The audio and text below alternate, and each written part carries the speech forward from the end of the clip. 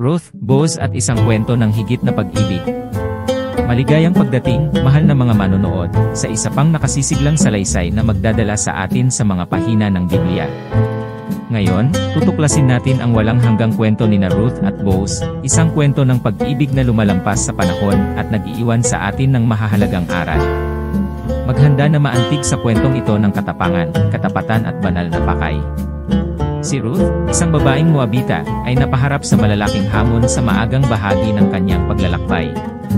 Pagkamatay ng kanyang asawa, pinili niyang samahan ang kanyang biyenang babae, si Naomi, pabalik sa lupain ng Israel. Dito, ipinakilala sa atin ang kapangyarihan ng katapatan at pakikiramay, mga katangiang humuhubog sa kapalaran ni Ruth sa hindi pangkaraniwang paraan. Habang nahaharap sina Naomi at Ruth sa mahirap na sitwasyon ng pagiging balo at dukha, nagpasya si Ruth na pumunta at mag-ani sa lupain ni Boaz. Ang hindi niya alam ay ang desisyong ito ay hindi lamang tumugon sa mga pisikal na pangangailangan, ngunit nagtakda rin ng yugto para sa isang pagtatagpo na magbabago sa kanilang buhay magpakailanman.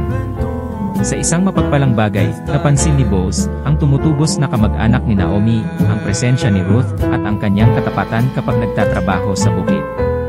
Humanga sa kanyang dedikasyon at bertud, nagsimulang gumanap si Boaz ng mahalagang papel sa buhay ni Ruth, na kumikilos bilang isang potensyal na manunubos. Ang kwento ay umabot sa kasukdulan nito nang si Boaz ay naging manunubos ni Ruth, na nagligtas sa kanya mula sa kanyang mahirap na kalagayan. Ang kilos na ito ng pagmamahal at pagkabukas palad ay hindi lamang nagpapanumbalik ng pag-asa ni Ruth, ngunit nagtatatag din ng isang kasal na magiging isang pinagpalang pagsasama na nagbubunga ng makabuluhang bunga. Habang ginalugad natin ang paglalahad ng kwentong ito, hinahamon tayong pagnilayan ang mga aral na ibinibigay nito para sa ating sariling buhay. Ang katapatan, katapangan sa harap ng kahirapan, at pagtitiwala sa banal na pakay ay mga tema na tumatatak sa ating mga puso at nagbibigay inspirasyon sa atin na mamuhay ng may layunin.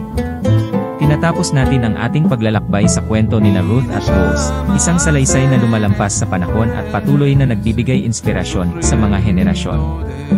Naway matuto tayo mula sa mas malaking kwento ng pag-ibig na ito at ilapat ang mahahalagang aral nito sa ating sariling mga paglalakbay.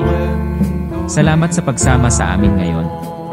Hanggang sa susunod, kung saan tayo ay patuloy na tuklasin ang mga kababalaghan ng mga kwento sa Biblia.